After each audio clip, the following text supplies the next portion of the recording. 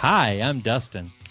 And I'm your patriotic boy, Steve. Welcome back to the Wedding Photo Hangover podcast, the finest phototainment in the world. We are an irreverent look at photography. This podcast, like aspirin, will help you recover from your wedding hangover. Oh, boy. Dustin, how you doing? How you doing? I'm doing okay. I'm hanging in there. Yeah, hanging in there? Yeah, it's been a stressful few weeks, but we're getting there. We're hanging in there. Can't wait for the next 36 hours to get over with. But 36 hours? What happens in 36 hours? I believe somebody's getting on a plane and heading to Florida. Oh, that's cool. I hope that person has a lot of fun in Florida. You know, they got pretty great weather. It's nice. It's sunny. Disney World's down there. Lots of beaches. Like, you know, if I had to jump on a plane and fly anywhere right now, Florida would be pretty high on that list. So that's why we're going to Florida. My family and I, we're going down to Florida. 36 hours. Yep. Soaking up some sun, getting some rays. Got us a nice little Airbnb down there.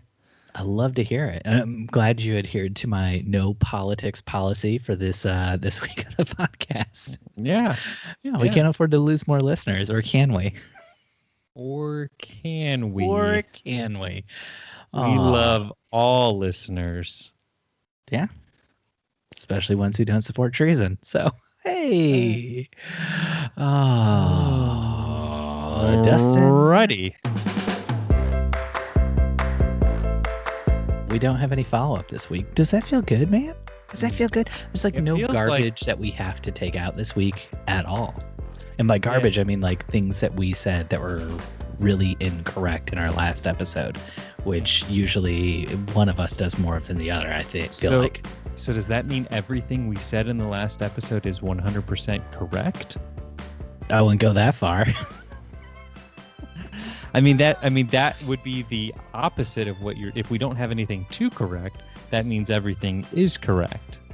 Or it just means nobody had the guts to call us out on what we said that was wrong. So can we just real quick before we get too far in, is the beard working for you or is it not working? My beard. You always have sort of something going on your face.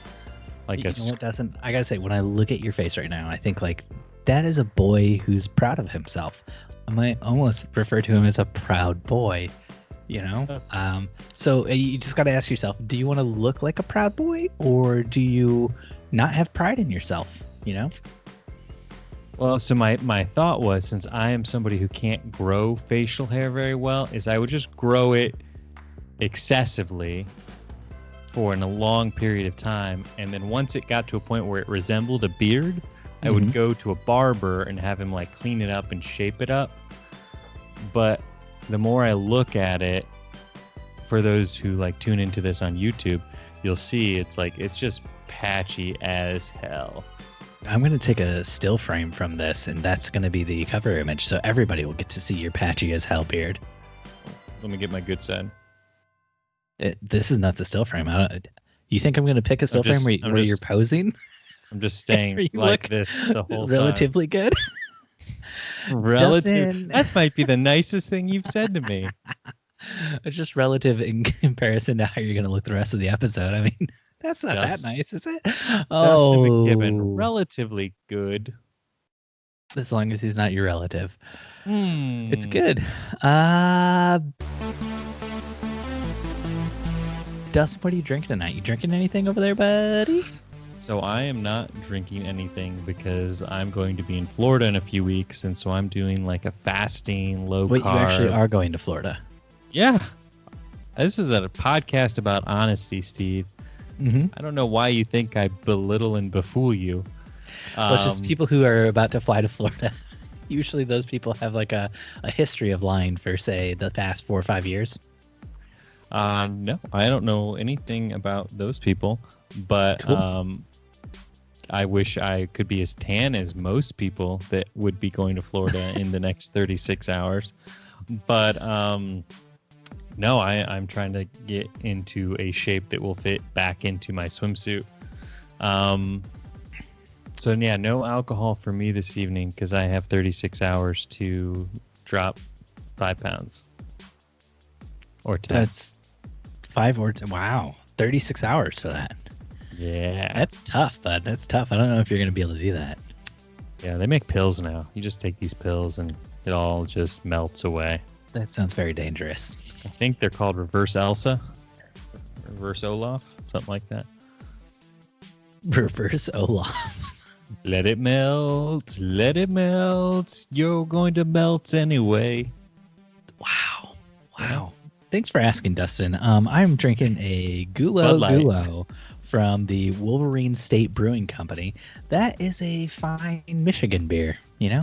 Just gave up on Indiana. Fine He has Michigan given beer. up on Indiana.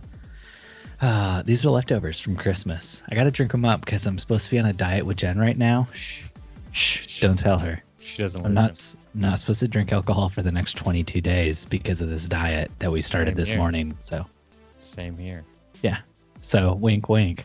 I'm not drinking tonight. We recorded this 2 nights ago, I believe. You'll find. And I already cheated and went out to one of those like bars that has like the igloo set up, and they had a pumpkin old fashioned. Ooh, you can't say Yeah. no to that. Well, what's funny is like they had all these like fall things on the menu, and so Mhm. like I told the waiter, I'm like, man, did like COVID really hit you hard? Where like you just have all this leftover pumpkin stuff, and so you're like, screw Christmas, we're just doubling down on the fall menu. And he pointed up to like the sign, and the place is called like the Big Pumpkin, and No, then it just got real awkward. no, it was just it's like a normal like distillery. And I was just like, it's like no like peppermint or like holiday drinks. It's all like, even like the dinner was like autumn squash ravioli and stuff like that. Winter vegetables. Yeah, okay. So Yeah, I guess I was just expecting, but nonetheless, it was a delicious pumpkin old fashioned. I had 4 of were they them. like pumpkin 4? Yeah, they were 4? delicious. This is why you can't drink with me via the internet, because you're too busy drinking in real life. Jeez, 4 drinks. I No, can't remember the last time I did 4 drinks in one I night. can't remember the last time. I just knew that we had a designated driver, and Nice. I knew that we had. So like when you get one of these igloos, you have a drink minimum.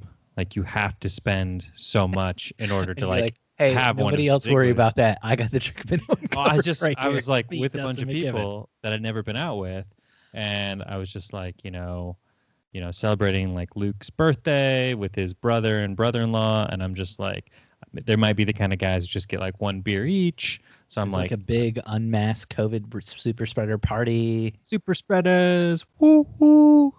Glad to know you're taking this whole thing seriously still, keeping it Hey, safe. COVID only keeping Fort Wayne spreads. safe.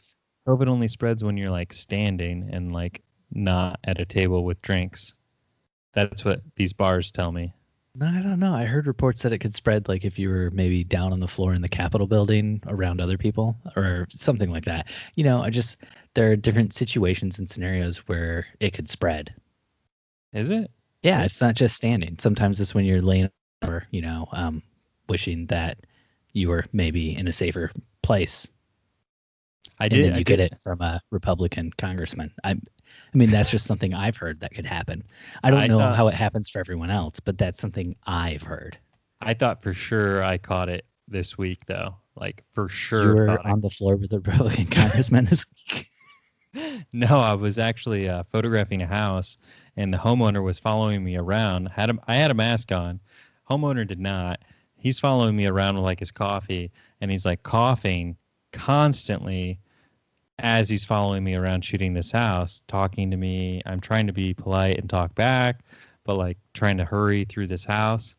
And at the end, like I'm thinking to myself, like, shit, I need to sleep in the basement tonight. Like, this is it. I've got it. This guy's been hacking on me the whole time.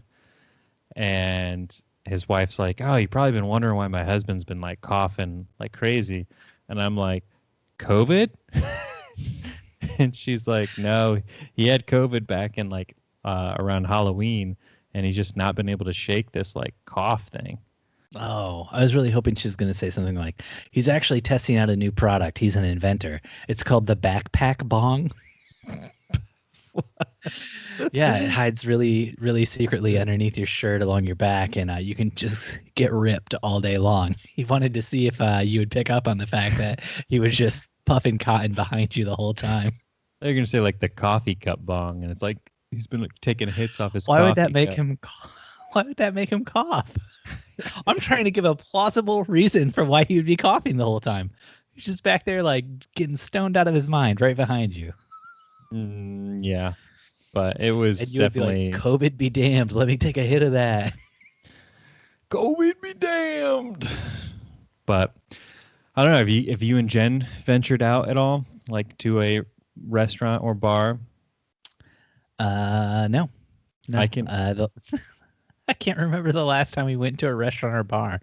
We might have to do something for Ian's birthday is coming up, and he's very sad this year, very lonely because he doesn't get to go to school and see his friends. So we're trying to find a way to do something that is safe and fun. See, Corinne is now fully vaccinated, so we are starting to feel a little bit safer. There's still the whole me part of the equation. Mm-hmm. But we're starting to feel like, which is the only reason she let me plan this Florida trip. Yeah. So Corinne's just at the bars, just ripping shots. Oh no, she didn't go with me, but He left her home. but she knows that like if I bring it home now, at least like she won't get it, and my grandma is getting vaccinated next week, so she will be fully vaccinated by the end of February. So. Starting to see the silver lining. Have you let's move into our topics now. Okay, topics. Yeah, away from all this chit chat and stuff. Jeez, sorry, I haven't talked to you in friends? like 4 weeks. Speaking of vaccinations and stuff, have you had any new cancellations? New cancellations? Yeah. No. Had new bookings. Nice. But no new cancellations. Yeah, we're sitting at like 32, maybe 35, somewhere in there weddings for for this year. I keep saying next year. It's this year. We are in 2021. 2020 closed. All of our weddings from now until like June have contacted us to say that because the vaccination rollout has not gone well, they have decided to push back their weddings, and we are dealing with a whole new wave of reschedules now because our let's just say that the person flying down to Florida in a few days did such a poor job managing vaccine rollout that it has left a lot of people. There are people who have gotten a first dose and were thinking they would get a second dose, only to find out that there is no reserve of vaccinations for the second dose that they were supposed to be getting, and there's just like a lot of crazy stuff going on. And it's but I it's did been a read cluster that cuss here in America. Indiana has been one of the top states for vaccine distribution.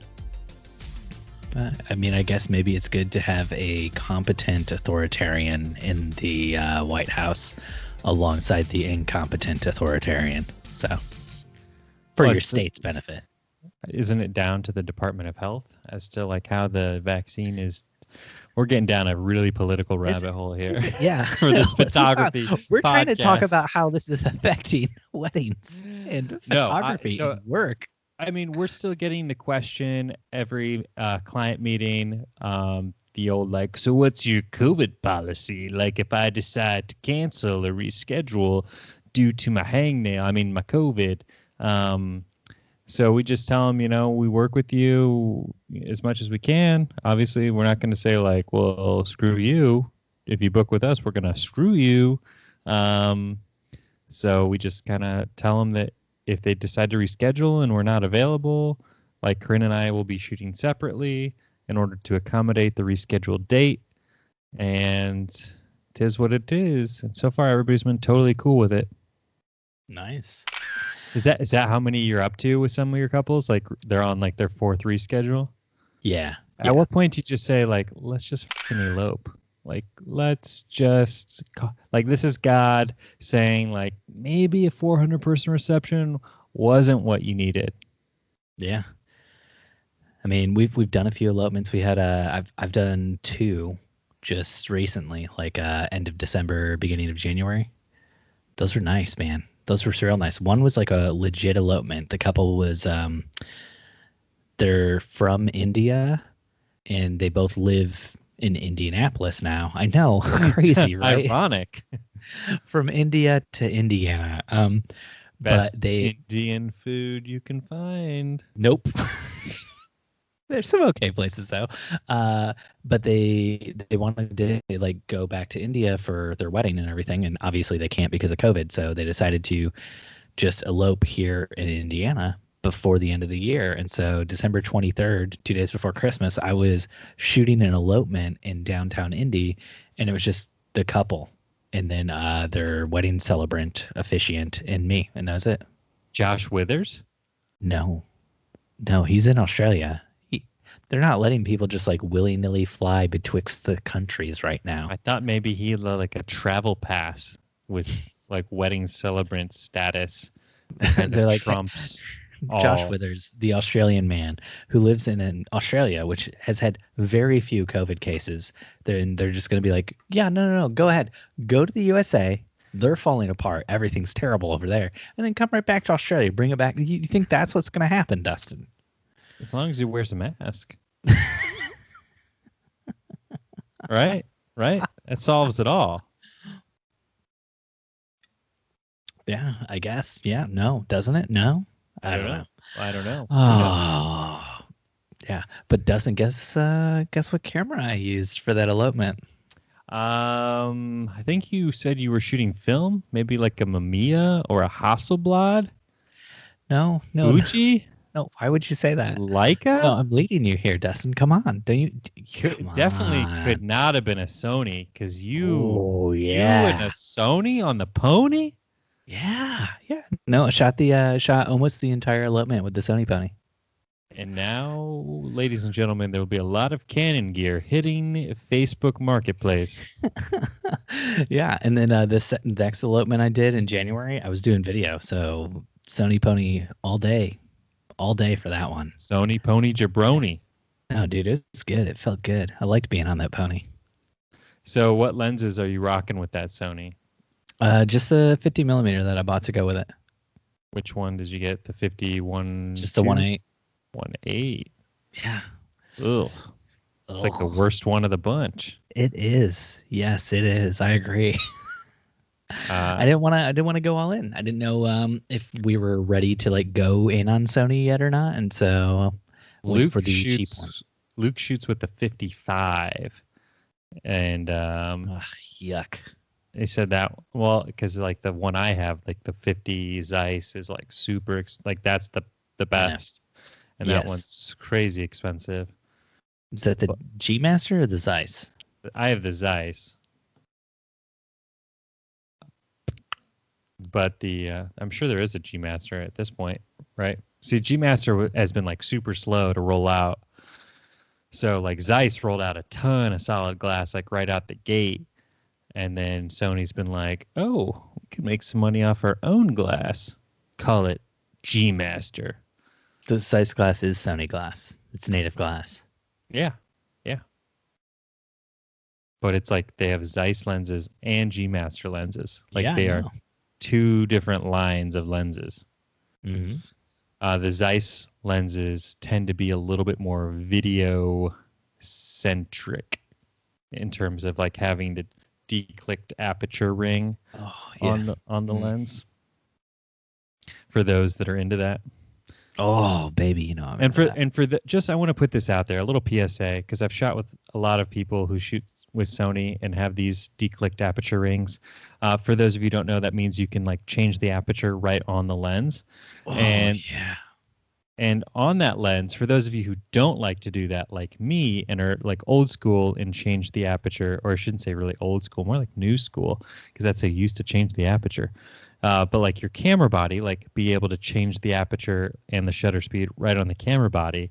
If you go to A on your lens, that gives the camera control of the aperture. Mm-hmm. Whereas like I've shot that. I've shot with several people that didn't know you could do that. But why would you want to do that? Because it's just you're used to that if you shoot Canon or Nikon going to Sony, Yeah. and because almost every other lens doesn't do that. Yeah. But I guess if you're like a Steve Van Elk shooter who shoots pretty much with the 50 all day long, All day, every day. I shot an engagement yesterday with the 50 and the Sony as well. there you go. Yeah. I mean, there's nothing wrong. 50 on the Sony, especially with the low light beast mode that it has, and combine that with like a 1.8 aperture. I mean, there's really no need to change it up. But I do like the compression that like a 135 gives you. So I typically like to pair a 50 or a 35 with a 135. Mm-hmm. But that's just me. That's just me, a professional photographer. Yeah. Well, I like to usually rock up with like a 35, a 50, and a 70 to 200 personally. But you don't own that's just any me. of those. So... Not for the Sony. I have all those for the Canon. No, I'm trying to get more used to using the Sony because I want to feel as at home on it as I feel on the Canon stuff. So yeah. So are you thinking about getting this Sony 35 1.4 G Master lens? That new one that was just released? Oh, that one. That. Yeah. No, I mean, it looks beautiful. And I've seen like the comparison pictures between it and the other 35s, and those look beautiful. So yeah, I'd be down for that. I have the Sony 35 1.8, which for the money is probably one of my favorite lenses. Mm-hmm. It's so cheap. It's so light. It's why I switched to Sony in the first place for that light camera system, and it sort of like embodies that. I kept going back and forth. I was going to get the Zeiss 1.4, 1.8, whatever the Zeiss one was, which is I think about the same price as this G Master one. But it's so long and heavy. It's not quite as heavy as the Sigma, but it's just like a lot of glass. And I watched about probably 20 different comparison videos on YouTube, and it was just like everyone was like, why would you spend the extra money when this lens is so good? But that's my 2 cents. What do I know? Yeah, but speaking of cameras and what's selling and what people are into buying, everyone's down this last year. I don't know if you guys knew that there's like a pandemic on and like people didn't have as much income as normal, but apparently one of the things that people don't buy during that time is cameras. And so Japanese retailers have been putting out what the sales have been like for them. And Nikon, Sony, and Fujifilm, like all the like big brands are all really far down and did not meet projections at all. But there's one camera company that has been exceeding projections, and that is Canon. Canon. Specifically the Canon R5, that camera that overheated and everybody was like, oh man, Canon sucks, they made a camera that overheats all the time. That is specifically topping the sales charts at like retailers in Japan for 2020. It was like the biggest best-selling camera that came out. Oh, don't you love that? Don't you love just to clarify that, we need to find a way to make our podcast overheat. Oh, it gets hot in here, Steve. Oh, yeah. Spicy per se. But so like, how do we get our podcast hotter? Do we need to do like more sex talk? Should I wear like a lower cut top when we're doing like the video stuff? Like a deep V. I could get like a corset and go like Bridgerton and like do like the thing where I like try to lift my boobs and give myself an hourglass like shape, you know?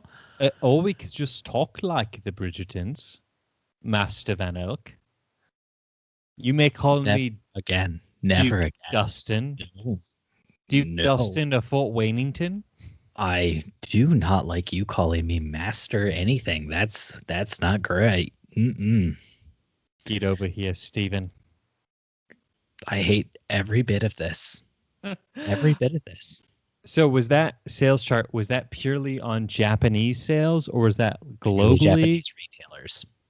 So what that makes me think is like Japanese people are like, wow, people in the US are a bunch of whiners. Like, get over this overheating. Like, who cares? Like, the camera's great. Like, stop whining. Yeah. Whereas, like, people in the US are like, let's find something to pick apart on this camera. I think the overheating thing's a real issue if you wanted to shoot 8K RAW all the time. But for like normies like you, me, who are not going to be shooting 8K RAW all the time, it's probably just a fine camera that worked really well. Yeah. Yeah. And that's why you switched to Sony. Yep. Spoiler. I switched to Sony because you can write to 2 SD cards at the same time while shooting video, which is what I did while shooting video at my elopement. It was amazing. I got home and I was like, wait, I have 2 SD cards that both have all the footage I shot today. And I was like, I've shot for Dustin so many times. He has this camera. Why doesn't he ever do this? Because Dustin has shot Sony now for going on 2 years and never lost anything. That's not true. You have lost things, Dustin. You Not told us due on to the cards podcast going that bad. I've I've lost cards. Yeah, and if you just had 2 cards, it'd be even harder. It'd be twice as hard to lose. Think about it. But the card I lost last year wasn't even in a Sony camera. The second shooter I had was shooting on Lumix. Another camera that can shoot to 2 cards. Thank you. Canon S1 shoot to 2 cards? I don't know You anything just said about a Lumix. Panasonic Lumixes and the Sony, like the newer Sony cameras, shoot to 2 cards. See? News to me. Didn't know. Didn't know, Stevie Pooh. But even if he had, he lost his whole card wallet. So it wasn't like he just like... Yeah, but if he had 2 cards, he would have given you 1 card in that wallet and kept the other card for himself. Or maybe he puts the other card in a different wallet. So the problem seems to be the wallet, not the card in the camera. the problem seems to be that there is only 1 card. That is what I'm holding to. No, he shot to 2 cards, just 1 for most of the day and 1 for the reception. So Oh my gosh, it's not the same thing and you know it. I know, Steven. You can get like a 128 gigabyte SD card now for $20 most days. Like, there's no reason not to buy a ton of cards. I have a ton of cards. The principal thing. I know. I love watching you get red. You're like a darn Trump supporter. Speaking of Trump supporters, Dustin, did you hear about what happened at our Capitol building here in the United States of America? It was something like they're going to make an announcement where they're going to take your firstborn and send them into a Hunger Games. Yeah. Was that what it's going to be? Yeah, I already signed Ian up. He's on his way. He's training right now. Because since like all of our weddings are canceling for this year, they're going to have to like feed us and give us rations, and our rations are going to be based on our performance in the Hunger Games that's dictated by the Capitol. And apparently you have to wear fur and horns to compete. That is what I've read. Absolutely. So what I really wanted to talk to you about was there was a photo of one of the rioters, one of the treasoners. How are we talking about? The insurrectionists? There's a photo of one of the insurrectioners. The opposite of an erectionist? Yes. I didn't have a boner the entire time I was watching people storm the Capitol. Did you have a boner when you were watching that? I don't believe I did. Let's go back to the tapes. Let's check. Dustin, pull up some of the parlor tapes right now and just see what it does for you over there. Oh man, this podcast is getting hot again. Getting spicy. Well, there's one photo of one insurrectionist, and he was stealing a podium and running out of the Capitol building with the podium. And the photo was taken by Getty. And when it was shared online, it had underneath it via Getty, from Getty Images. And people who are not photographers saw that and assumed that the man in the picture was named via Getty. That's why I thought about changing my Instagram handle to via Getty and just like trying to take credit for like so many famous historical photos. Yeah, that'd be great. Get on it. Come on. Arrest via Getty. But we got more news about people breaking the law. Dustin, there is a daredevil photographer who has been running around kind of terrorizing the scene. He's been breaking into places, taking pictures, and guess what? They got him. They got him, boys. That's They right. got him? Yeah. So Isaac Wright, a 25-year-old U.S. Army veteran, has been running an Instagram account called Drifter Shoots, where he breaks into places that you're not supposed to be allowed into normally and takes photos there. So some of the places he's broken into are like the Great American Ballpark. He also threatened to break into the Bengals Stadium. And he took pictures on, like a giant suspension bridge in Michigan, and he climbed up on top of some skyscraper in Atlanta, Georgia, and just has been doing all these very dangerous, like, city, like, sort of shots and, like, getting up to places where he shouldn't be. And they issued a warrant for him in Cincinnati, and they finally caught up to him and took him down, arrested him in Arizona. So, Dustin, what do you think about that? How does that make you feel?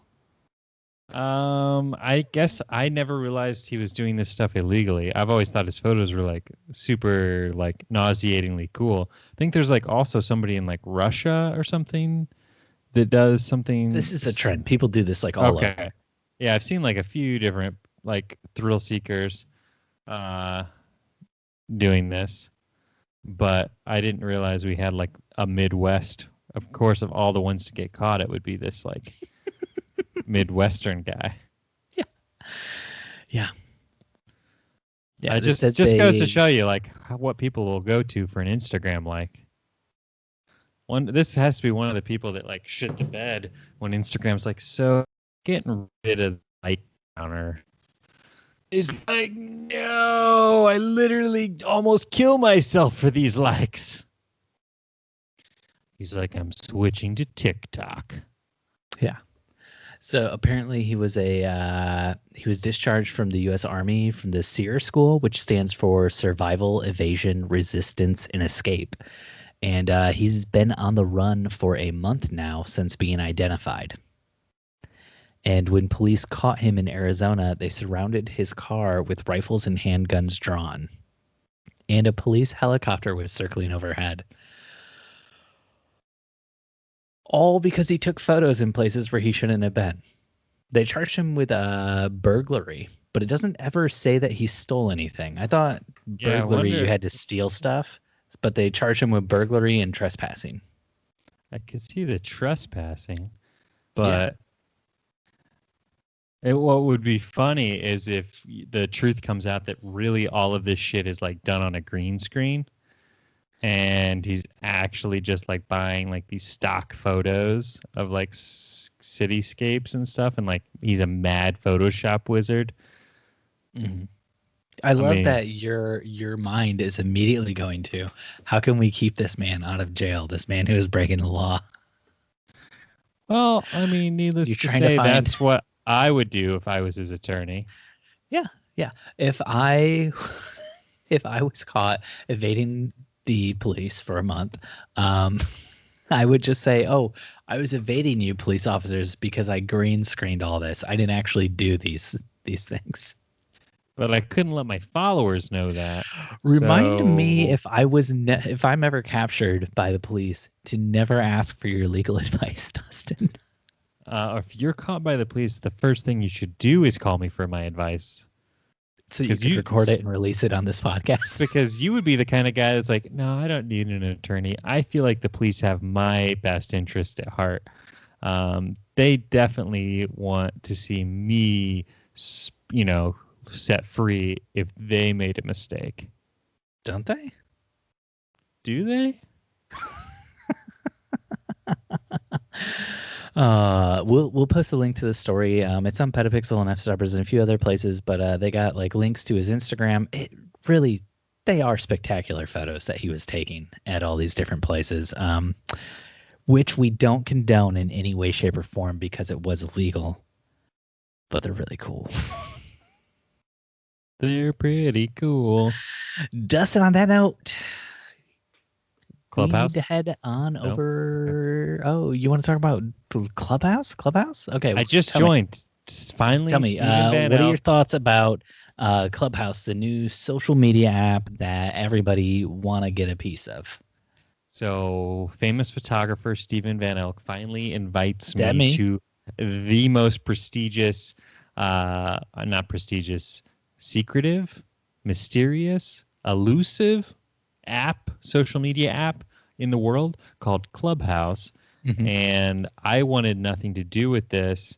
And I got sick and tired of people posting on Facebook and Instagram about like, yo, who's on Join Clubhouse? my room in Clubhouse. Join my room in Clubhouse, bro. It's about Let's to get start lit. an invite train. And then I started to get a little worried over the last few days seeing photographers I know saying that Facebook or Instagram had like deleted their account for like no reason whatsoever. And so I was like, unrelated, but I was like, maybe I should look into other social media platforms just to see what's going on out there. Were these people who said that their Facebook or Instagram had been deleted, are these the same people who are posting saying like, get on Parler as quickly as possible to reserve your name? Did Sam Hurd say that? Wait, what? Because his IG got just swooped off. No. Show me this story. Is this Patreon drive of his, like everything else he does? No, Google it, brah. Sam Hurd, I am the Sam at Instagram.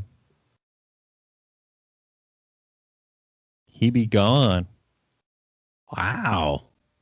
Dustin, why didn't you lead with this? This is actually like a cool, interesting news story. We could have skipped all the other shit we were talking about. A lot of prominent photographers' pages have just been taken down. So it's sort of interesting. It's sort of scary because these are people who have worked really hard. So he started like a secondary account just so he could have interaction. But yeah, he said he's like, I followed him on Facebook and he was saying that like there's been zero recourse from Instagram. It's like they don't even care. And that's sort of the most interesting part of it is that like if you're investing all of this time and energy into your account and like something happens to it, whether it be through Instagram or through a hacker or whatever, it's like poof, all of that work is just gone. So if I could put a little business advice out there for someone, if there's like a way to like back up your Instagram account, I don't know if that's a thing or it could be a thing. But that would be clutch. Like obviously you couldn't like back up your followers, but like at least like back up the years of like photos and posts and stuff. Man, that's wow. Oh, I feel like we've said on this podcast before, this is why you need to have a website and you can't rely on Instagram or Facebook or Twitter or any other social media place for your marketing and everything. But this also feels real weird. I mean, yeah, and I think that's kind of plays into my anxiety because of like what's going on in the world right now and the stuff happening with like certain people being booted off Twitter and, you know, big tech like controlling what people are saying. And then like, which is like, that's a whole different conversation. But then like people I know that are just like photographers, like getting their accounts taken offline of all, you know, this week of all weeks. So it's just like, I don't know, it's just weird. And he lives in the like Baltimore, Virginia area. Yeah. I think what Dustin is saying, which is something we can all get on board with, is we want to see the location data from Sam's phone on January 6th. I feel like that's what's going on here. Sam Hurd, this is Steve and Dustin We've had pizza with you. We consider you a friend who, well, I don't You think you literally have a consider us picture. friends, but You have a picture behind you taken by Sam Hurd. Sam Hurd, I'm putting it out there. Come on our podcast, clear your name. Were you in the Capitol building? Were you posting to your IG photos from inside Nancy Pelosi's office? Were you Sam wearing Hurd. horns and fur? Yeah. I mean, these are the questions I have for Sam now. Sam Hurd, were you posting fake news about the election? Were you saying that Dominion cheated to get Joe Biden elected? Were you saying that Joe Biden is actually a Chinese sleeper agent? Sam, I just need to know which things you were obviously saying that got you kicked off of the Instagram platform. That would be great. Thank you so much. Please reach out to us. Yes. Ditto. Sam, is there multiple photos of you in a MAGA hat that we can find online? It's probably been wiped too. Got wiped when his Instagram got wiped. Hope nobody got a screenshot of that. Pause for epic photoshopping. All right. Upload to Wedding Photo Hangover Instagram stories. All right. Waiting to watch Sam Hurd block us both on Facebook. Cancel friendship and block. Okay. Well, that was fair. So what are your thoughts on Clubhouse? We digressed a little there. This new raging app that's taking the world by storm. Clubhouse is the best place for photographers like our friend Sam Hurd to go after they've been deplatformed for their political beliefs and for possibly being inside the Capitol building. If you were inside the Capitol building on January 6th, Clubhouse is the best place for you to go because your parlor is now gone. I thought it was back up now. Oh, is it back up?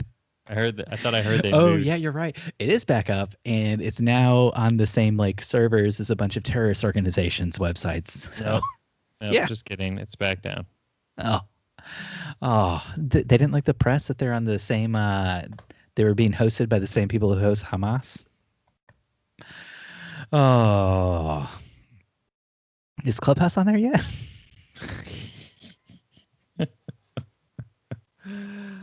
If you guys want to meet me and Dustin, we're going to be on Clubhouse tomorrow. Whenever you listen to this, we will be on the next day in a room called Get Us Sam Hurd's Capitol Building Footage. Wow, there's some gauntlets being thrown down by Stephen Van Elk. I want nothing to do with this. Nothing to do with this. It's okay to joke about this because everybody knows it's not true, but... Is it? Saying we can't check his feed to know. I don't think there's anything wrong with Clubhouse. I don't like Clubhouse, personally. Do you like Clubhouse? That's like you invited me to the Clubhouse. Okay, let me get your thoughts, your baby thoughts on Clubhouse as somebody who just got invited. I mean, I haven't partaken in Clubhouse yet. I went to the church, but I didn't take communion. Is that what you're trying to tell everybody right now? I didn't drink Jesus' blood and eat his body. Nom, nom, nom, nom, nom, nom, nom, but cannibalism. Nom, nom, nom. Catholics. Yeah. Vampirism. We're not weird. Anyways, just lost 0.3% of our listeners, but that's okay. We'll get them back on Clubhouse. So yeah, I don't really know anything about Clubhouse, like how I can use it, what I can use it for. I just logged in. I got my username, Stephen Van Elk, Magna 333, and that's Magna. You put an N in there. I thought it was cooler that way. Yeah. Yeah, it's very cool. I love it. Yeah. Yo, what up? It's Mac. me, your boy, Steve Van Elk Magna. I thought like, what is lava? It's magma, but I couldn't spell it right at the time, so it came out Magna. You know how it is. Steve out. That's how we do. So, for those out there who don't know what Clubhouse is because they have yet to receive an invitation, Steve, walk us through exactly what it is, Clubhouse is like podcasts, but but without form and factor. yep. Wow, have you been reading my mind? That's what I was gonna say. It's So Clubhouse is a place where you can go and you can jump into a room with people, and then people have a discussion and people lead the room. So it's kind of like being on a Zoom call, and just there's no video. no what the way you're describing it, Steve. It's like this thing that I thought they should always Zoom call, no invent video. called chat rooms. Yeah, Where it's like an people could, AOL like- chat room. That's right. Yeah. Got it. It's like the guy from AOL was like, hey, I think it's finally time for me to re-release my brilliant idea called chat rooms, which really led to like child pornography. But I think we can. Wow. But if we make And it, you said my hot take on why Sam Hurd might be off Instagram was explosive and totally uncalled for. Wow. that's how I like made some of my best friends in junior high in AOL chat rooms after I sent them a few dick pics. well, that's kind of what was happening with those I'm chat joking. rooms. Oh my gosh. Yeah, you proved Oh my my point. That's why the guy from AOL obviously made a audio only version of this app. Didn't want anyone sending pictures or even typing like emojis. It was just purely your voice. You have to make yeah. those dick pics now orally. Okay. So Clubhouse it's similar to podcasting in that you join into a room and you can listen to people have a conversation in that room. The big differences are that you can also join the conversation if the speakers allow you to join. So it's kind of like a Zoom call where you join and you might be put on mute by whoever's running the Zoom call, but then they can elevate you to the status of a speaker, and then suddenly you have a voice. So that's like a cool thing that people are doing there. And then the other thing is like once you're in there, once you're like in the call, it's like if you leave and the call ends, there's no recording of it. So it's like immediate, it's live. You got to be there. If you're not there, you're missing out, you know? So it's got that stuff going for it. But like the flip side why I hate it is because I do hate it, is because it's live and you have to be there. And I don't want anybody commandeering my time throughout the day. I love podcasts and I love audiobooks is because I can pick that up and I can put it down whenever I want. And I don't really want – there are ways for me to participate in podcasts, not in audiobooks, obviously, but in like podcasts, I can reach out to the people who are running the podcast. I can send them a DM. I can say, hey, what's up? I can join their Facebook groups, you know, and there are ways that I can like connect with people in those groups. And so I feel like for me, the whole like being a part of a community thing is already fulfilled as far as that kind of stuff goes. But I see why a lot of people love this because getting into a Clubhouse room is kind of like if you get into a Clubhouse room and like you raise your hand, there's like a little hand emoji and you press that down and it shows your hand is being raised. So the person controlling the room can then give you the ability to speak and stuff. So like you do that and then like you're talking to whoever's running the room. So like one of the people I've noticed who's been doing a lot of Clubhouses is Benji Heish. Is that how you pronounce his name? I'm not certain how to pronounce it, but he's been doing a lot of Clubhouses, and I notice a lot of people follow him on Instagram, Twitter, and everything, you know. And a lot of people are very excited to get into his Clubhouses because they want to be able to talk to him in a live setting while he's talking to them about something. So most of the photography rooms that I've seen going on are people who are trying to teach other people things and then be able to take questions and stuff. So it's kind of like having like a Zoom call for people, like a virtual seminar sort of thing. So like I see why people like that. I just don't have any desire to like jump in and be a part of that because I don't want to devote my time to that. And also like it is audio, and like I can listen to audio very well. That's why I like podcasts and audiobooks and stuff, because I can do dishes and just listen to audio. What I can't do is do dishes, listen to audio, and then also comment and participate and be active as a speaker while I'm doing that. And also, I am stuck at home with my wife and children, so they are always around me. I can't just like go and start having conversations with random people all day throughout the day.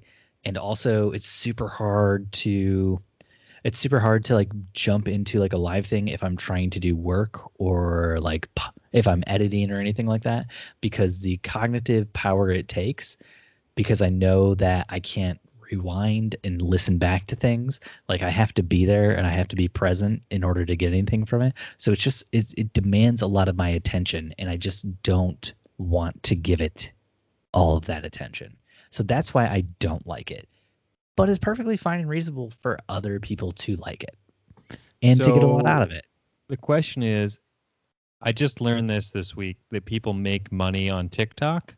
I'm not on TikTok. I've never used TikTok, but apparently people make a shitload of money on TikTok. On Instagram and Twitter. Didn't know any of that either. You just like say, hey, buy my shit. That's this is where things are going with Clubhouse already, because I've joined. So that's my question. Is like, how can I make money on Clubhouse? I've joined a few different rooms, and basically the way I've seen people using Clubhouses is the way I've been seeing people use Zooms for like the last year, where it's like, jump into my free virtual seminar or whatever, and I'm going to lay out to you for free my 5 top marketing tips. And then you jump in and they go through and they give like these really kind of like tips that are kind of obvious, obvious, vague, and generic. And then at the end they're like, but if you want more. And so the way I've mostly been seeing people use Clubhouse is as a way to market themselves to other people. And I feel like the information I've been receiving in the few Clubhouses I've been in has been like this like wishy-washy, boring kind of stuff that it's like I could get this anywhere, literally anywhere. I could tap on a Facebook, any one of a million Facebook ads I'm served up every time I get on that app. And, I could tap on that and get all that information in their little blog post that's going to end with and tap this link to sign up for my mailing list and get even more, or tap this link to sign up for my Patreon and get even more. And so to me, it's like a huge like tease, like the whole platform and everything. It's like, hey, we might have good information. We probably don't, let's be honest, but jump on in. And sometimes the thing I see people do with like Clubhouse and other things like that is they actually give really good information in like whatever they do on the thing, and then they're like, just tap this thing to like sign up and pay me $10.99 a month or whatever it is, and you can get access to everything. And then like when you get access to everything, you're like, they put everything they knew in their free thing that they gave out. And everything else that they're like trying to teach in this other thing, it's like worthless. So I don't know. I have a lot of problems with that kind of like marketing, the like freemium sort of freemium. Yeah, I like that. Yeah. We here at Wedding Photo Hangover, we don't do a freemium thing. If you listen to our podcast and you like it, and then you go and sign up for our Patreon, you will find content that is very similar to what you're already getting here on the podcast, just more of it. That's all it is. That's what I like. It's like you see what you're going to get, you know what you're going to get, and boom, it's there. And as you might guess, we are not doing well with the Patreon. we got to start using some of these sleazeball tactics. You know what I'm saying, Dustin? Come on, get us in there. That's why we're joining the Clubhouse, folks. We're trying to welcome to Mickey Mouse's Club. Wedding Photo Hangover Clubhouse edition. If you're on Clubhouse and you're getting value out of it, you're enjoying it, don't write me. I don't care. I think it's a worthless thing, and I think it'll fizzle out very soon. So that's just how I feel. The big thing, if Clubhouse wants to stick around, if Clubhouse wants to stick around, is people aren't just going to keep using it to do basically free education for a very long time. And the people who are, building up these big rooms and growing, they're going to want a way to either start charging people to be in their rooms, or they're going to move somewhere else. Like, I mean, a lot of these people who I've seen running these clubhouse rooms are people who are already doing like virtual workshops and stuff that you can attend. And so I know they're using it mostly as a marketing tool, but they're also kind of exploring the bounds of it right now. And it's like, if you could move to like an audio only marketing tool, I see this thing maybe having more legs than it has right now. But I just don't see a lot of people who are like clamoring to do like the live immediate sort of stuff, just because I feel like I'm a part of a lot of different like podcast groups and stuff like that that'll do live Facebook events and stuff. And when you look at it, it's like 1% of the total people who listen to the podcast and have joined like their Facebook groups who will actually jump on for like a live like event that they do. And I mean, that's good because that's your super dedicated fans or whatever. Those are the fans you really want, you know, like when you're looking at like your marketing and everything. But it's also like not viable as like a strategy going forward if you're just doing that kind of stuff for free. So that's why Patreon exists, because when you have people who are like super fans, then you can say, and I'm going to do this thing. And I'm talking a lot about like business stuff, business. Let's head over to the drone zone real quick. Do you want to take a trip to this drone zone with me, or did you have more talk about Clubhouse? Beep beep beep. Welcome to the drone zone. I hate you so much. You know, which is a room in Clubhouse. You know, I went back and added the Mavic turn-on sound because you suggested it. Just a genius, Steve. Literally, I'm just sitting here, a genius. Yep. So for every single episode we put out in the future that has a drone sound, the little intro will have a little. I love it. I'll just start actually listening to this podcast. Oh yeah. Can I find it on Clubhouse? You can find it on I Am the Sam's Instagram. That's right. The real reason I am username. The real reason I Am the Sam has gone off Instagram is because we stole it. We paid Instagram for it. Oh, don't say that. They'll come after us. No, well, first we had to lie and say he was inside the Capitol building. Once we got that through.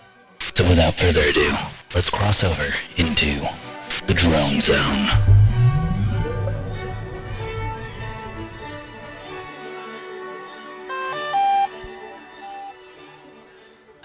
Okay, Dustin, now we're in the drone zone proper. And Dustin, that Sony drone that we've been talking about that they announced that they're going to make, it now has a release timeline. That's right, Dustin. It's coming out this spring. So before June 20th, 22nd, whenever spring ends here in America. How's that make you feel? You going to sell that DJI stuff you got? Yeah. Yeah, you're going full in on AirPeak. Going all the way. Dustin, did you have a chance to like look over the thing at all? Nope. As far as like what they announced or anything like that? Nope. Okay, so they didn't really give like a lot of information on like what the drone would like, how it would function and stuff like that. But they did post like some photo and video type stuff, and they did that on Twitter and everything. And you can see it's like a drone with like legs coming down off of it, and then there's like a Sony camera on a gimbal underneath it. So what this would mean is that they might release a gimbal too. Yeah. So it's a rectangular central body with a gimbal that hangs below it where a Sony Alpha camera can sit. But what it means is you'll be able to get a lot higher quality photos and videos than you would with, say, like a Mavic or even a Phantom. This looks like it's trying to be more of like that is looking like it's trying to be more like an like Inspire. Inspire, yeah. So yeah, if Sony could drop down the cost of like an Inspire and make that cheaper, that'd be pretty awesome. Yeah, but you know how heavy and like powerful this thing would have to be in order to pull an A7 III? Oh yeah, tell me about that power, baby. Come on. But then if you scroll down in the post, there's like something that looks more like a DJI type. Tell me about that. Yeah, tell you about the one that looks more like a DJI. Oh, type. So it has built-in cameras that you would use to navigate the drone. Yep. You wouldn't actually be able to see what the camera sees. Got it. Yeah. Okay. So you're reading the article now that I sent to you? Is that what you're doing? You're just reading it on air. This is a great audio. This is why people tune into our podcast. They don't come for our hot takes on why Sam Hurd lost his Instagram. But you can find him on IamTheSam at parlor.com, I believe. And if he's not there, he'll be on Gab. Oh, Stevie Poo. Oh. No. We So can will just you write buy- him off as someone who will never come on the podcast. Don't worry about it. So will you buy one of these drones? They have to be super expensive. No. Hell no. You think I have that kind of money? You think just I got have a that kind of Sony. You might as well get a droney for your Sony. So the cool thing is it has legs, like when it's on the ground, you know. But when So it can flies also up into walk. the air, when it flies up into the air, the legs actually lift. Yeah, So I just can imagine like you're at a wedding. You're like, real quick, guys, we just got to get this quick drone shot, and you like pull off your backpack, which is the drone. Your backpack literally is the drone, and you like put the legs down like a freaking like Star Wars type character, and you're like, hold on, let me take this $3,000 camera real quick. Let me put this on the drone.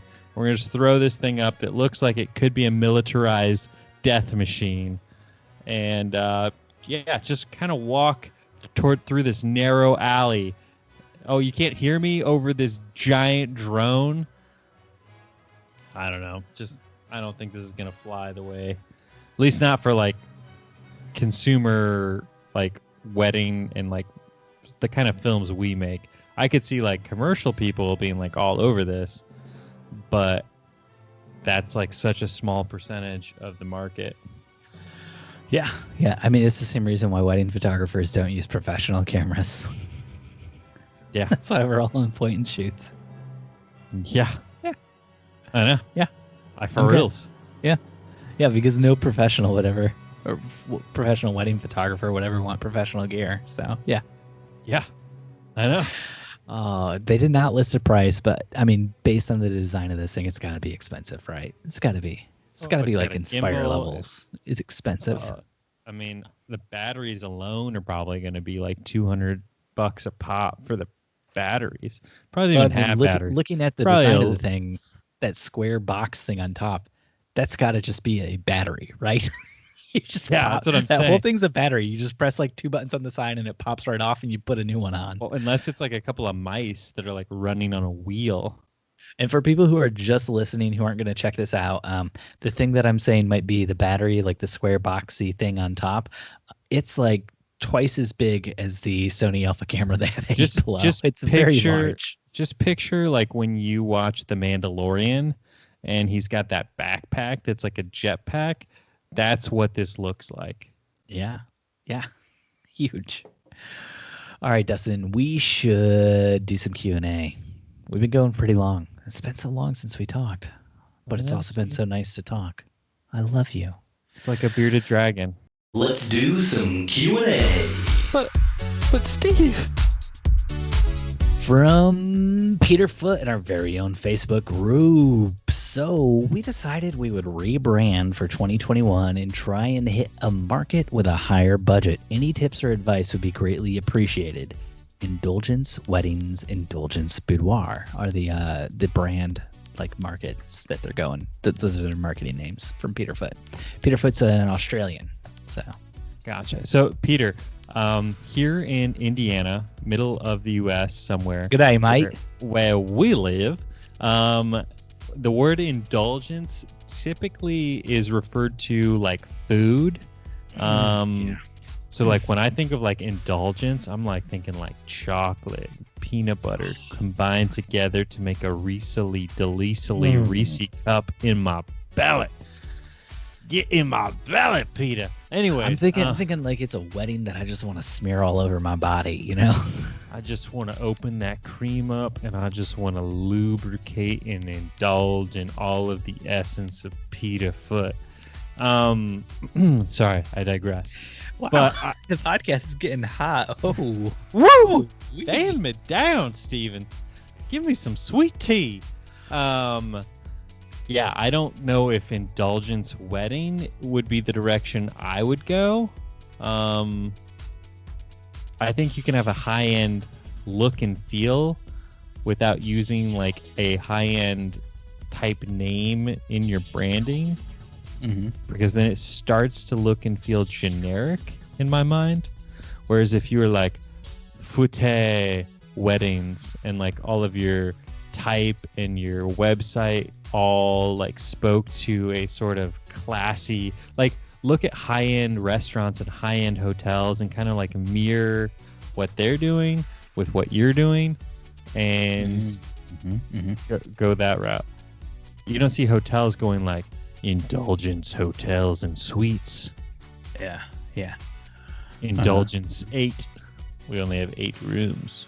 How many Super 8s have you been to? And you said, and they're like, you're in room 232, and you're like, I was under the impression you only had 8 rooms.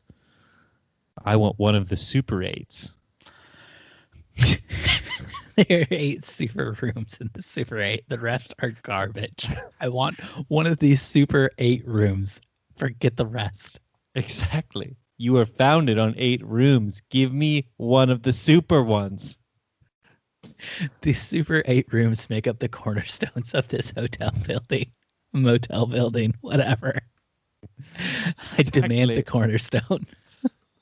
Exactly. This hotel looks far bigger than 8 rooms to me, sir. Peter, I'm looking. I love Indulgence personally. I don't know why Dustin doesn't like it.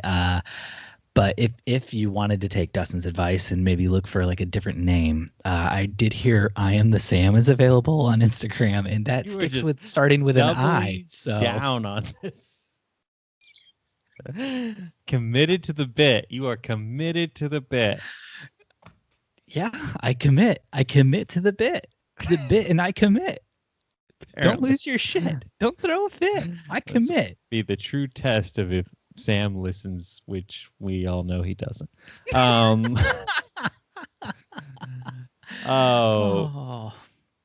I like Indulgence Boudoir though. I think you could go with that because like I think people are already kind of self-conscious when they're like thinking boudoir, but they're like, when I think indulgence again, I think food.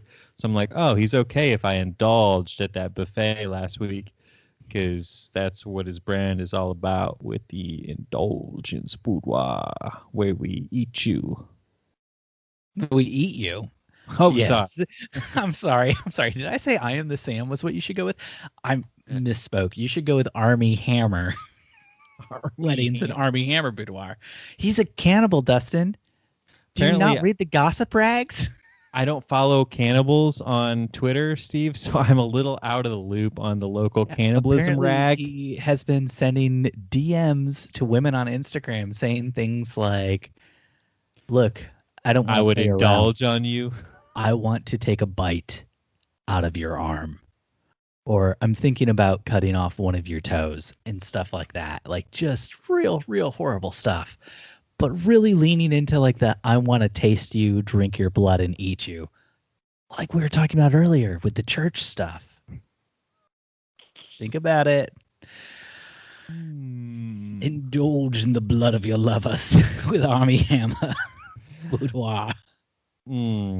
So how about some real advice for Peter? Steve, got any real advice?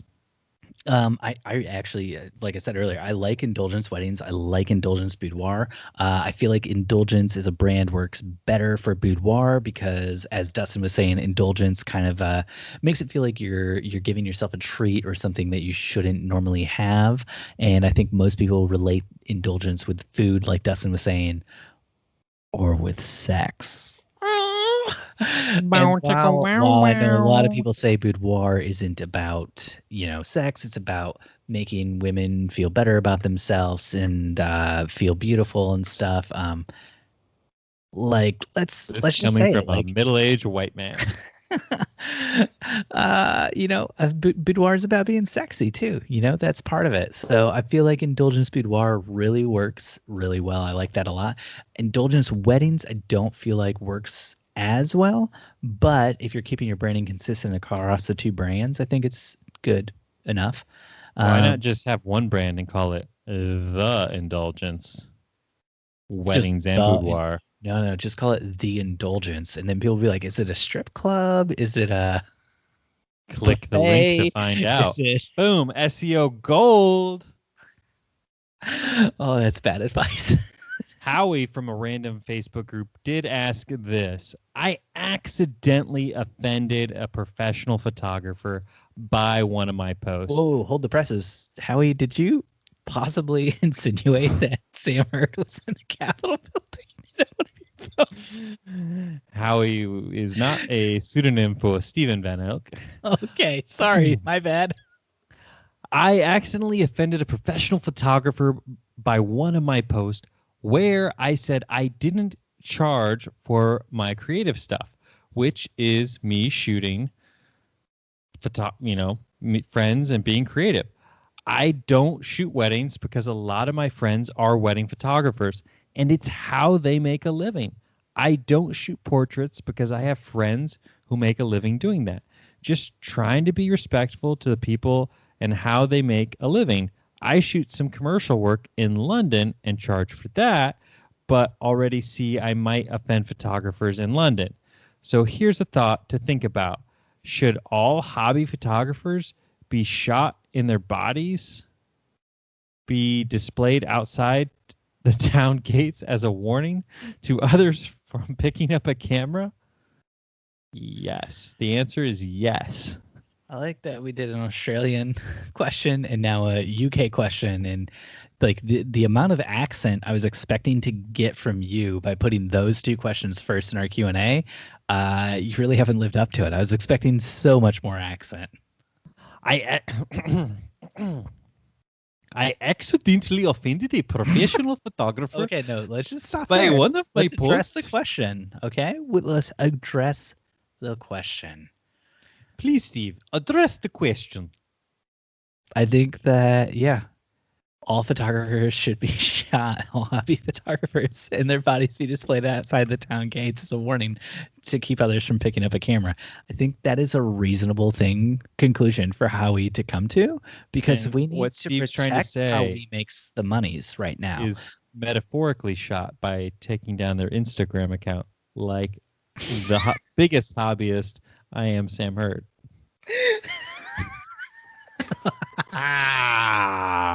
Got him, boys. Like the Sam Hurd burn episode. Oh, yeah. So, yeah. Oh, man. Yeah. But we should shoot them, right?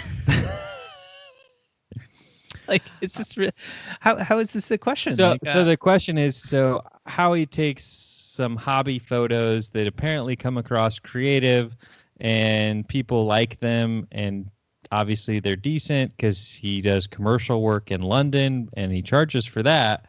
But it's like just for fun photos he doesn't charge for. And people, it's confusing and convoluted because every photographer has a friend somewhere that they've done free photos for before, or they've had like a creative niche itch, not a niche, a creative itch they needed to scratch. I have a lots of issues that Yeah. need scratched. Wow, this episode's so sexy. So yeah, everybody has a creative itch they need to scratch sometimes. So everybody will from time to time do something for themselves, for fun, for free, and that does not kill the market. It's when people start saying stuff like I need photos done for free, and people just like grab onto it because they want exposure or whatever, or they think doing work for free will lead to paid gigs someday, and like that kind of stuff can devalue the market. But also, like, when you don't have any experience and you're not good at whatever it is you're shooting, how do you get experience if you don't put yourself out there and maybe do things for free or for cheaper than they should be? So in response to this question, I think that it's not just hobby photographers that should be shot. It's all photographers. If we just start shooting all photographers, then there won't be very many photographers left alive. So we could charge a lot more for our services, you know? I'm just looking at this from a very pragmatic viewpoint. If we kill each other, there will be less of us. The which wedding means we photo charge Hunger more money. Games. Yeah. I'm down. Yeah, I mean, but it's I've been also like practicing my bow and arrow. I've heard from a lot of people that they are getting out of the wedding photography business because COVID has ruined their business and stuff. And you know what I'm not seeing? I'm not seeing people raising their prices. If anything, I'm seeing people still lowering their prices, still saying they'll do stuff for much cheaper than they would have done in the past. And so I guess maybe shooting other photographers doesn't solve our problems. So yeah, I've actually thought of that. Like I'm seeing in bigger markets where the cancellations are a little bit more heavy. A lot of photographers are getting out of the game, and so I'm like wondering if like this is my opportunity to move. Get out of the game. Oh, sorry. What? How are you going to sell your house? Your custom built house just for you. Who else in their right mind would want that thing? Someone with my right mind. Oh, or maybe they could have your left mind and you just hold him up to a mirror to look into at the house. Yeah. Mm-hmm. Now we're cooking. Cooking with Steve. Oh, Marcin from a random Facebook group. I was called fauxtographer. That's FAUX photographer by a really angry guy in the group. Like the feller was literally seething for some reason. What do you think it means to be a photographer? That's spelled FAUX photographer for those of you out there listening. To be a photographer, I would suggest going to the I Am Sam Instagram page, but it's not getting funnier. I'm trying, Steve. It's like throwing darts at a dartboard. And if you just keep missing, you just keep throwing. Yeah. To miss? You don't make the shots you don't miss. You never get the shots if you I don't know. Michael Jordan had a quote. Something 100% of the shots you don't take. Damn it, that's what it was. And it was Wayne Gretzky. Same thing. That's who they attribute the quote to. But yeah. Michael Jordan, Wayne Gretzky, they all played baseball. You miss 100% of the shots that you don't wildly throw over your shoulder with your eyes closed in the near vicinity of maybe a dartboard or maybe the bar. Maybe the alleyway outside the bar. You could get the triple 20, or you could stabby, that cute girl that you've been wanting to talk to, and now you got a date. It's a ride to the hospital and then possibly to the jail cell for you. But yeah, that's something. What's an insurance claim? What is it? So I don't know. A faux photographer is somebody who's obviously not a real photographer. They are kind of like you have faux leather and real leather. You would be like pleather. Mm-hmm. That's what this guy is insinuating about you. So I would snap back with, hells yeah, I'm a photographer. I'm the best real photographer out there. Mm-hmm. Yeah, that's how you'd respond back. You wouldn't do like you could misread this. You could be like, I'm a fauxtographer. That's right. Post a bunch of photos of foxes. Or you'd be like, I'm a photographer. Maybe learn how to spell fox. I only shoot photos of my enemies. These are my foes. How did you know? I thought I shot them so well. And again, it's all photos of foxes because I assume this person lives on a farm and has a lot of chickens. Thanks for listening to another episode of the Wedding Photo Hangover podcast. If you love the show and you love these two faux casters, please leave us a 5-star review on Apple Podcasts. If you want to connect, we're at Wedding Photo Hangover on Instagram. Dustin and my man is at Dustin_McKibben, and I'm at Stephen Van Elk. We have an awesome Facebook group you should join. Just search for Wedding Hangover. If you want more content, head over to our Patreon by going to patreon.com/WPH or StephenDustinSaveTheWorld.com. Is that still redirecting, or do we know? Yeah, why not? Thanks for listening. We'll see you next time your head is pounding, your limbs feel like dead weight, and your entire being aches for the sweet embrace of death. That's right, next week after you shoot another wedding. Dun, dun, dun. Dustin, I killed a brand. You what? I killed a brand. What brand did you kill? So you remember back in the day, Jen and Michaela were doing like a video series thing? Uh-huh. Oh, yeah. Yeah. Yeah. So I can finally buy that domain now? Yeah. Yeah, you can. That's what I meant by killed a brand. I mean, I finally stopped renewing the domain because it's a waste of money. I see. I have an obsession with domains. I own about 80 different domain names, and For those of you listening, that's at least $800 a year.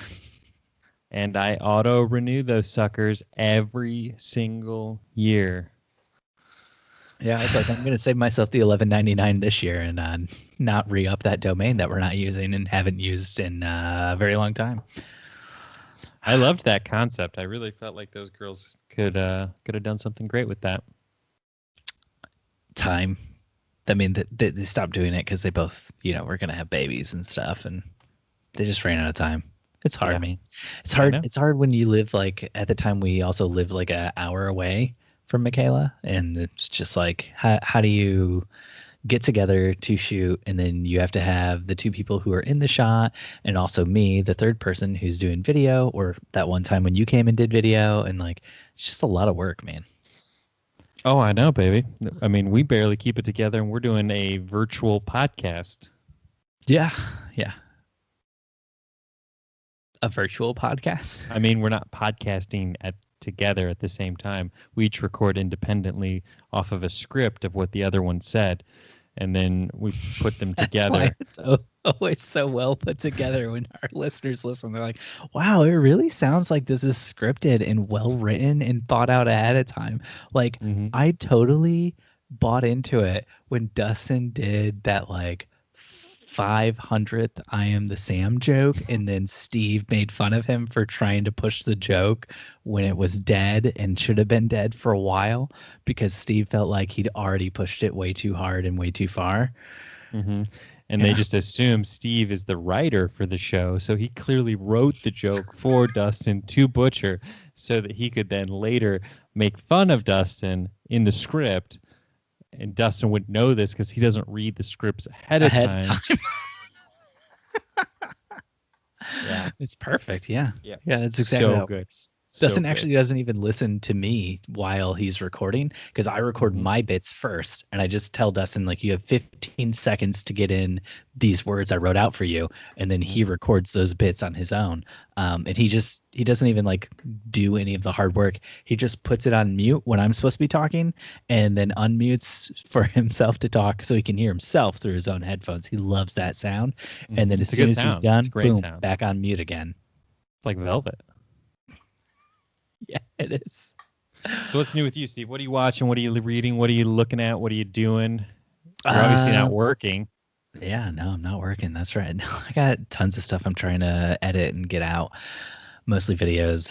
But Jen and I, we just watched Bridgerton, which sucked. I did not like it very much at all. It's the What? talk of the town, so we were like, we have to Talk watch of it. the Everybody town. else loves it, and it's just like, no, it's really boring, and I don't care, and I don't like these characters. And I was told it would be like Gossip Girl in Victoria in England.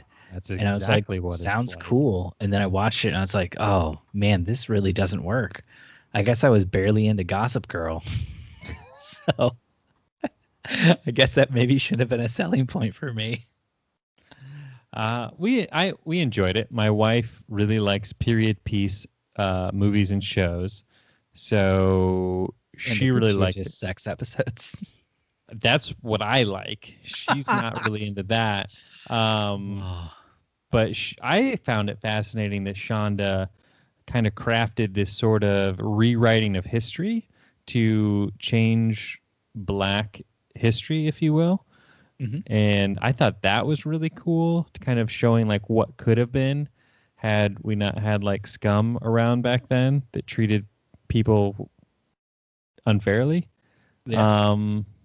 And so that I thought was kind of really like a unique thing I'd never seen in a fictional period piece movie where, like I think Hamilton kind of did opened our eyes to the idea of displaying Black people in traditional white roles, but Shonda took it a step farther by creating a show that essentially fictionalized the entirety of history by saying that King of England married a black woman, which then kind of changed the whole course of black lives.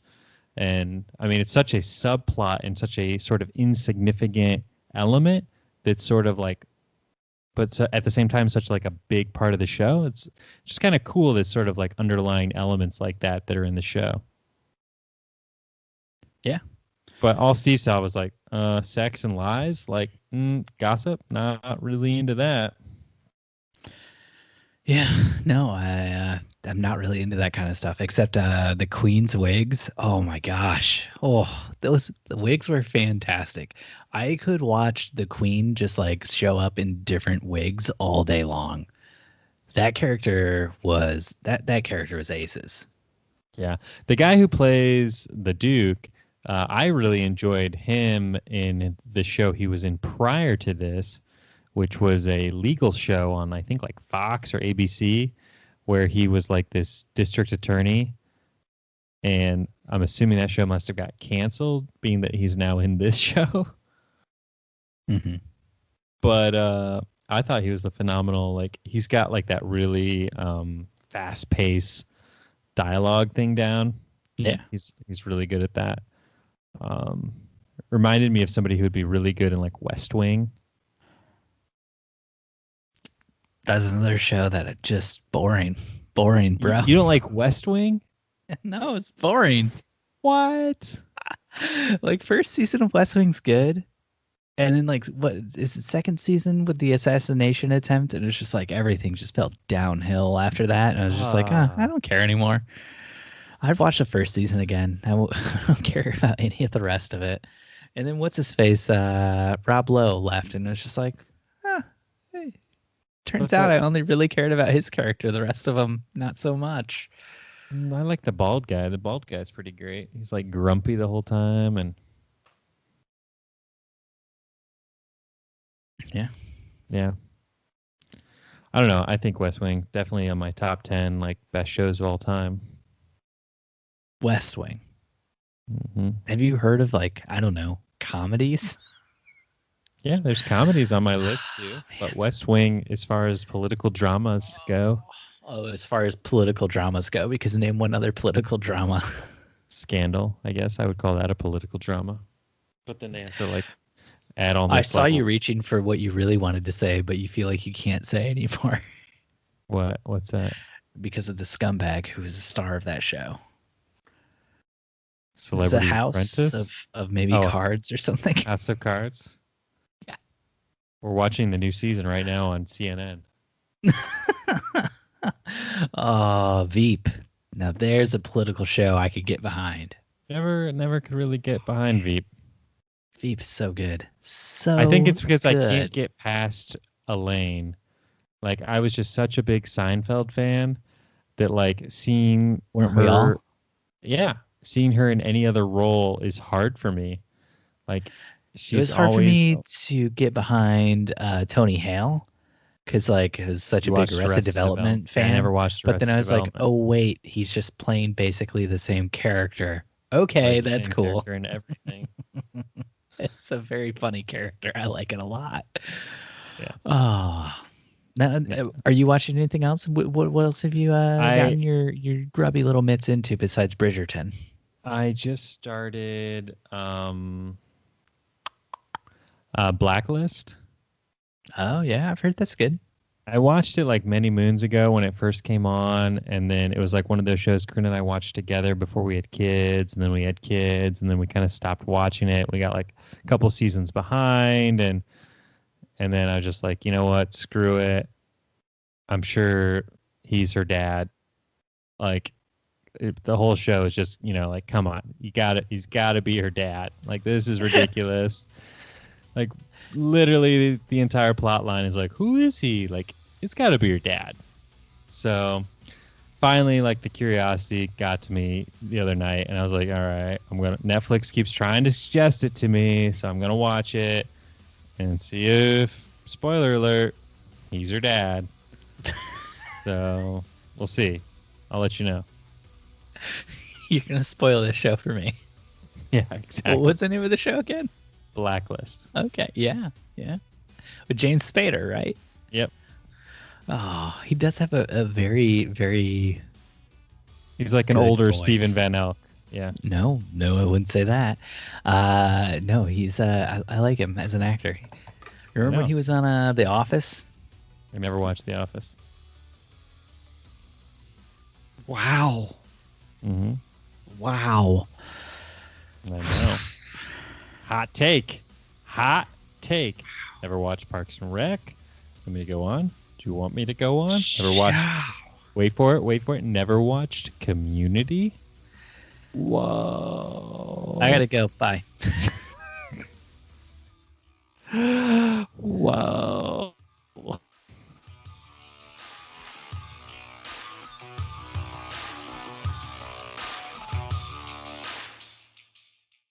Wedding Photo Hangover was edited this week by Steve Van Elk of Bespoke Tone. Go to Bespoke Tone for all of your photo, video, and audio editing needs.